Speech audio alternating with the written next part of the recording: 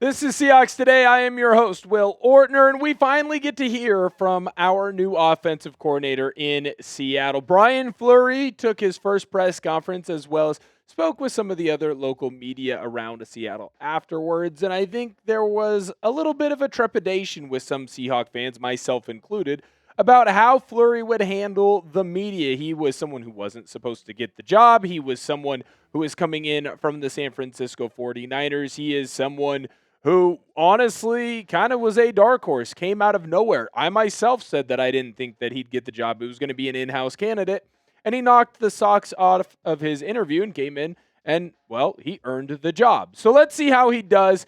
What did he have to say about what he plans to do with the Seahawks? Is he going to keep everything the same? Is he going to build upon things, change everything wildly? Where will he call plays from? We're going to dive into all that and so much more, but before we do, I need you to come on in and hit that sub button. If you have not subscribed to the channel, we are on the road to 85,000. We are closing in rapidly right now. Come in, hit that subscribe button. You're going to be covered on all the latest and greatest NFL news around your Seattle Seahawks.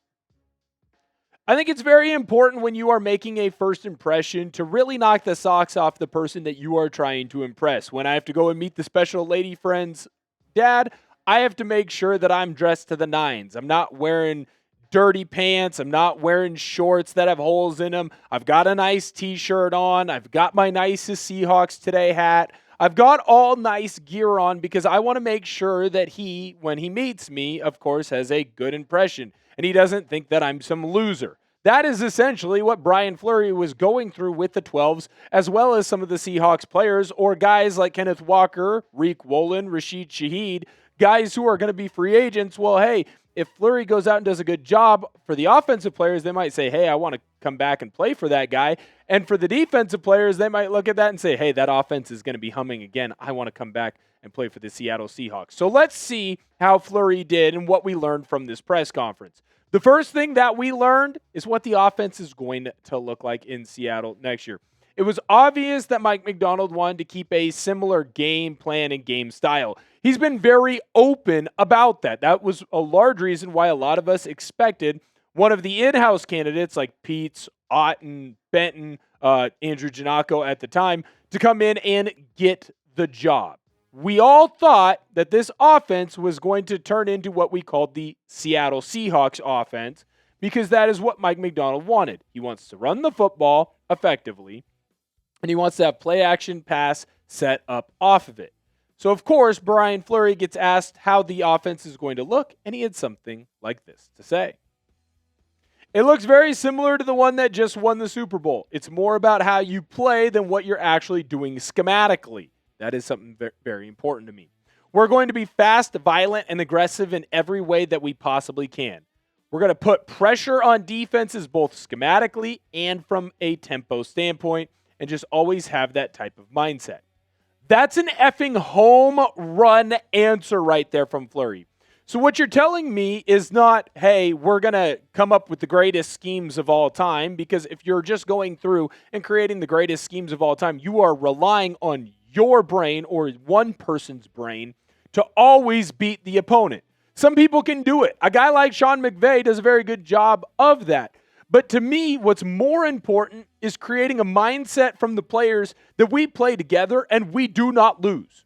When you go out onto the football field, if you're a Seattle Seahawks, you should feel like you are going to win because you are the better player. You are going to attack with ruthless and relentless aggression to being the best player possible and to being the best at your job.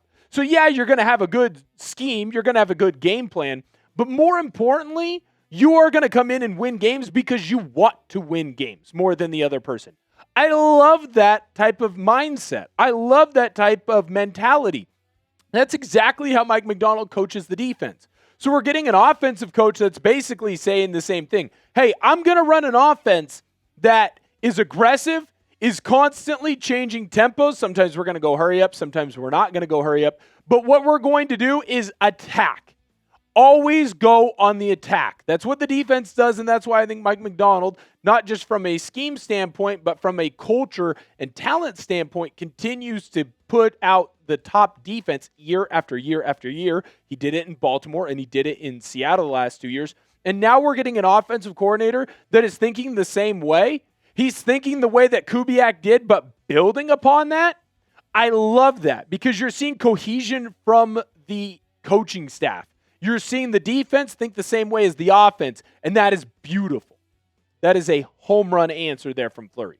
We got more things that we're going to get to in just a moment, but I need to make sure that you are fitted with the best t-shirt when it comes to St. Patrick's Day because it is right around the corner, and we have the Seattle Drinking Team. It is newly established, brand new, so there's only a couple of members a part of that team. You want to make sure that you're a part of that team as well. We have the green t-shirt as well as the blue. Super affordable, only $29.99. We are going to have the link in the comment section and description of today's video. You click that link, it's going to take you right where you need to be, and you can have the coolest drinking shirt on St. Patty's Day. And you can join our guy, Jerry B. He's a member of the drinking team. We have now bumped that drinking team number up vastly. So make sure you go in and grab yourself a sweet Seattle Drinking Team t-shirt today. Like I said, that link is going to be in the comment section and description of today's video.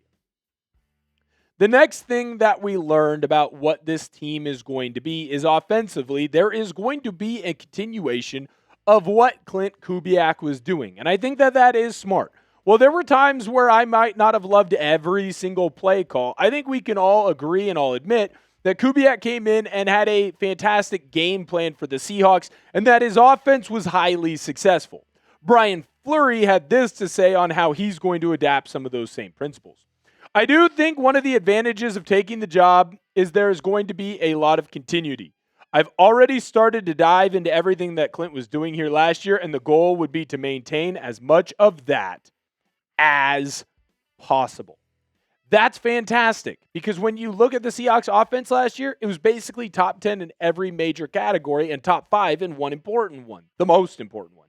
Total yards, Seahawks did a great job with the total yardage, just under 6,000, and I think you can make the argument, and I believe that it is fair, Seattle left a lot of yards on the table because they were beating the you-know-what out of everybody. So they weren't having to throw the football down the field. They were just running the ball or taking knees against a lot of teams that they played this year. When it comes to the passing yards, Sam Darnold did a fantastic job. Seattle almost had 4,000 yards passing. Again, if they were in closer games, they probably have a higher passing number. When it comes to the rushing, it took a little bit of time to get that rushing offense figured out. But guess what? It exploded at the end of the year.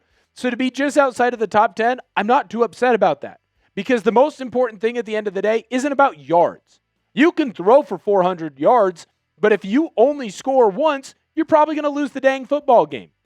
Seattle did a great job of making sure that they scored and got into the end zone to get that point total as high as it was. So it makes sense for Flurry to come to Seattle and say, hey, man, there's a lot of great things that Kubiak's doing that I want to do in my offense. Why would I fix what isn't broken? I love it from Flurry. You don't have to completely change everything just because you're a new person. You don't have to come into an office and go all old school Ari Gold and start shooting people with paintball guns like it's Entourage and telling them that they're fired. Well, if there's a bunch of people that are good at their job, and there are a bunch of people that are good at their job in the offensive coaching staff for the Seahawks, I'm just going to keep doing what was working well. And I think that that is smart with some slight changes, which we're going to dive into in just a second.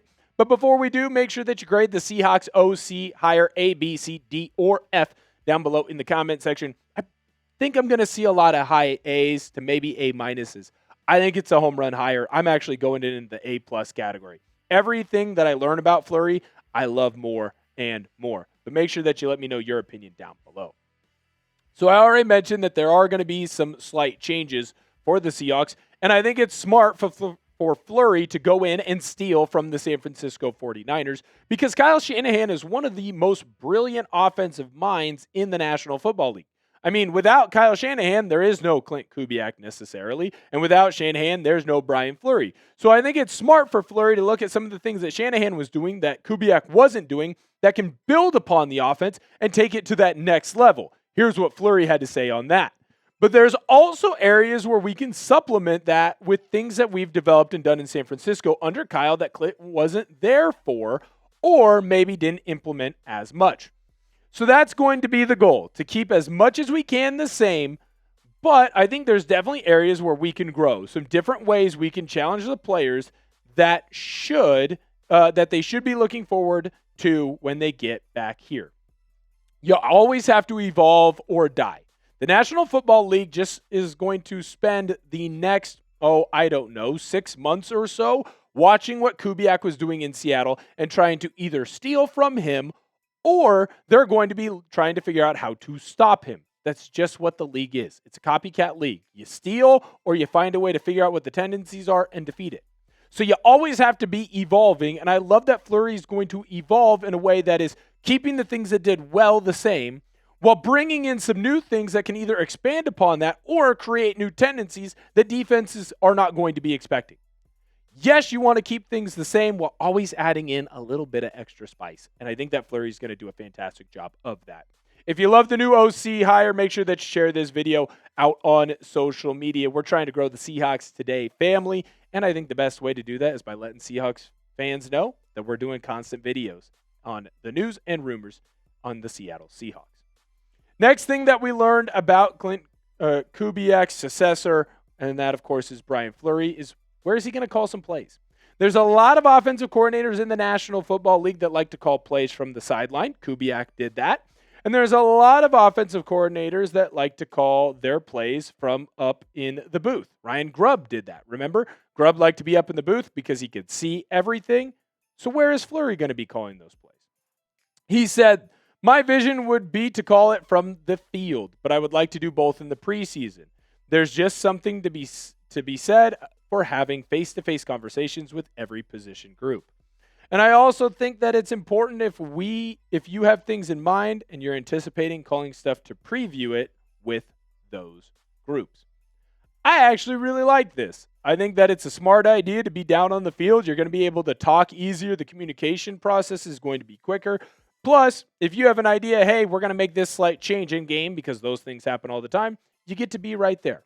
My personal opinion, just call the scoring plays, man. I don't care if you're calling plays from the booth. I don't care if you're calling plays from the field. I like his reasoning for calling plays from the field, but I also like that Fleury's going to give both options a chance in the preseason. As long as the Seahawks are scoring, you can call plays from Timbuktu for all I care.